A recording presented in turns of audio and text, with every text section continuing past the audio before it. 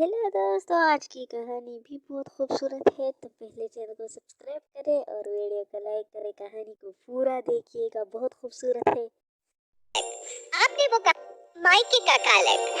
आपने वो कहावत तो सुनी होगी कि मायके के सूखे चने भी बेटियों को बहुत भाते हैं, और उसमें भी अगर उनके पास कोई बहुत कीमती चीज हो जो उन्हें मायके से मिली हो, फिर वो उन्हें अपनी जान से भी ज्यादा संभाल कर रखती है।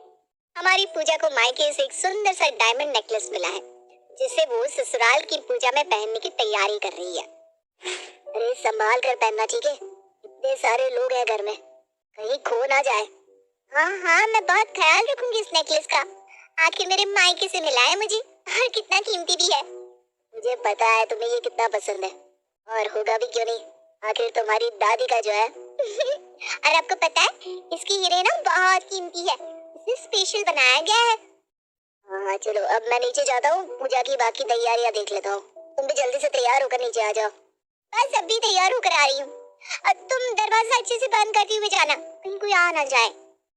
रवि नीचे पूजा की बाकी तैयारियों में लग जाता है, और यहाँ पूजा तैयार होने लगती है कि उसी वक्त उसकी जेठानी उसके कमरे में आती है। अरे पूजा, तुम्हारे पास मेरी साड़ी से मैचिंग बिंदी है क्या?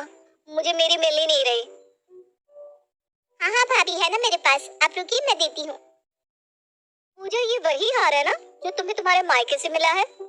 हाँ भाभी, ये वही है। पूजा, ये तो बहुत सुंदर हार है, सच में किसी का भी दिल ललचा जाए इस पर तो। हाँ भाभी, वो तो है, ये है ही इतना खूबसूरत।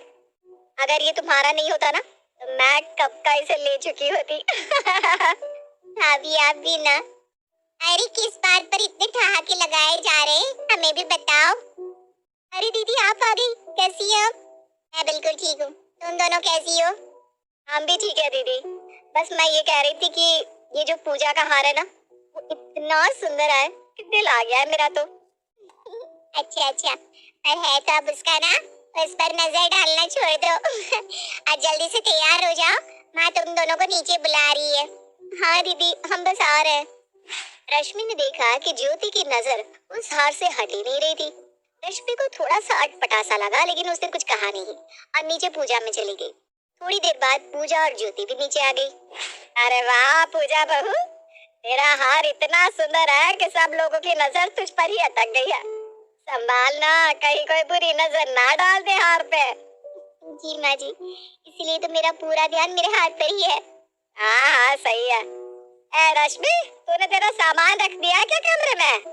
हाँ मैं रख दिया, इस बार ना पूरे 15 दिन के लिए आई हूँ यहाँ। अरे वाह दीदी, फिर तो और मजा आएगा। तो है। अब चलो, पूजा शुरू ही होने वाली है सबके पास, जिससे मैं इस हीरे की हार की चमक को अच्छे से देख सकूं। ठीक है भाभी। पूजा में जितने चर्चे ईश्वर के नहीं थे, उतने चर्चे पूजा के इस हीरे के हार के हो रहे थे। पूजा खत्म होने के बाद भी सब लोग पूजा को हीरे के हार के लिए कॉम्प्लीमेंट करते जाते और उसके साथ फोटो खिंचवाते जाते। पूजा, मुझे भी ना इस हार के साथ फोटो खिंचवाना है, जरा 5 मिनट के लिए ये हार मुझे दे दो ना। हाँ भाभी लीजिए ना, आप इसे पहनकर फोटो खिंचवा लीजिए। अरे वाह, ये हार मुझ पर कितना सुंदर लग रहा है ना पूजा। हाँ बहुत सुंदर लग रहा है सच में। ज्योति जरा संभालना, कहीं हार यहाँ वहाँ मत रख देना। अरे दीदी, इस हार को कोई भी कैसे छोड़ सकता है? आपको खिंचवाना है क्या फोटो इसके साथ? नहीं नहीं नहीं, ये हार पूजा के मायके का है और उस पर ही ज्यादा सुंदर लग रहा है। ऐसी बात नहीं है दीदी, मुझे तो लग रहा है कि ये हार मुझ पर ज्यादा जच रहा है। हाँ तुम पर भी अच्छा ही लग रहा है। पूजा, अब सारे मेहमान भी चले गए हैं, अब इस हार को संभाल कर अपने लॉकर में रख दो, ठीक है? जी दीदी लाइए, मैं इस हार को वापस रख देती हूँ। सच कहूँ ना, मेरा इस हार को उतारने का मन ही नहीं कर रहा। ज्योति अब दे दो हाथ पूजा को, वो उसे संभाल कर रख देगी। पूजा ज्योति से हार लेकर अपने कमरे में चली गई, उसे संभाल कर रखने के लिए। आज तो बस तुम्हारे ही चर्चे थे पूरा दिन, सारे मेहमानों के बीच छा गई थी तू, क्या बात है। चर्चे मेरे नहीं, इस हार के थे मिस्टर। ज्योति भाभी ने तो कितने सारे फोटो डाल दिए सोशल मीडिया पर, तुमने देखे? अरे भाभी, फिर रश्मि दीदी ने कहा, तब जाकर उन्होंने हार मुझे वापस दिया। तभी अचानक से बिजली चली जाती है। अरे अब इस बिजली को क्या हुआ? तुम संभालना, कहीं तुम्हें चोट ना लग जाए। हाँ हाँ चलो बाहर आंगन में चलते हैं, देखते हैं क्या हुआ। होती है। अरे अब इस बिजली को क्या हो गया? सारे मोहल्ले की तो बिजली है, बस हमारे घर की नहीं है। लगता है घर के मीटर में कुछ प्रॉब्लम हुआ होगा, मैं जाकर देखता हूँ, रुको। हम सब यहाँ है, ज्योति कहाँ है? कहीं उसे अंधेरे में चोट ना लग जाए। अरे बिजली जाने के पहले वो नहाने चली गई थी, मुझे लगता है कपड़े बदल कर आती ही होगी। अच्छा ठीक है, जाओ तुम दोनों जाकर मीटर देख लो क्या प्रॉब्लम हुई है। आकाश और रवि जाकर मीटर चेक करते हैं तो उसका फ्यूज निकला पड़ा था।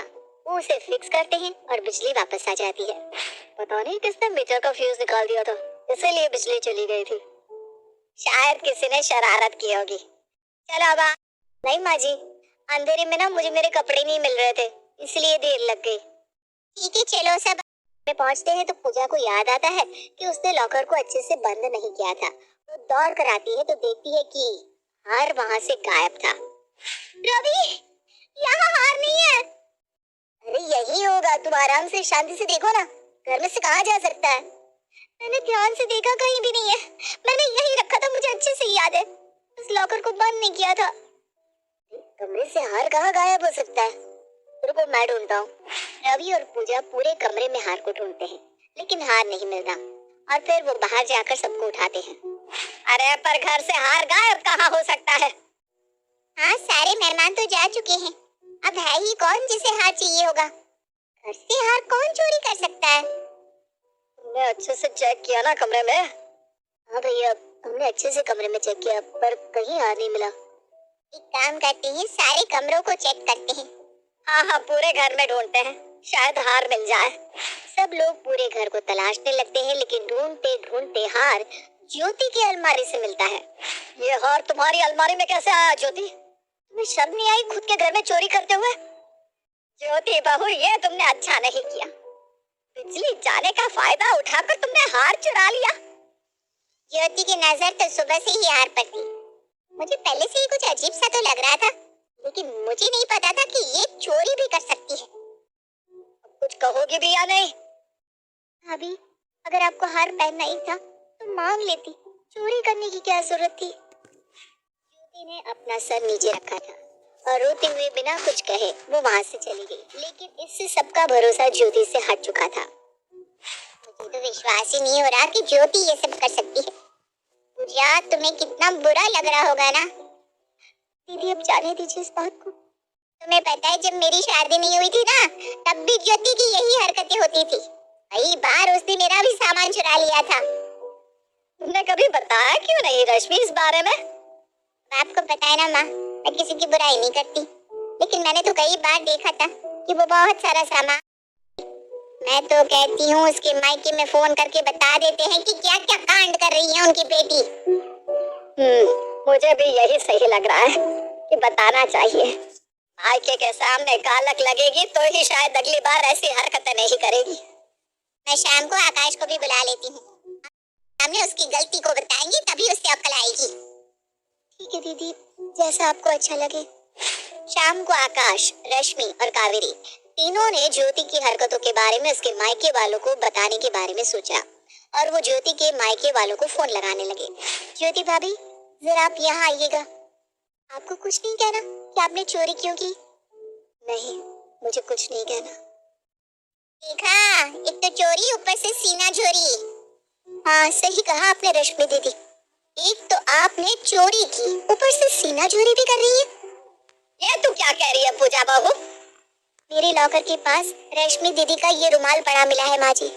अगर हार ज्योति भाभी ने चुराया है तो रश्मि दीदी का रुमाल क्या कर रहा है वहाँ? अब छुपाने से कोई फायदा नहीं दीदी, बता दीजिए सच क्या है।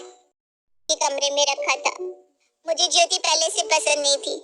एक बार उसने मेरी पसंद का हार अपने मायके वालों को तोहफे में दे दिया था, इसलिए मैंने सोचा कि इस बार उसके मायके वालों के सामने उस पर कालक लगाकर मैं बदला ले लूंगी। भाभी, पर आपने कुछ कहा क्यों नहीं? मुझे पता चल गया था कि ये सब रश्मि दीदी ने किया है। मैं उनके खिलाफ नहीं जाना चाहती थी, इसलिए मैं चुप रही। दीदी, हम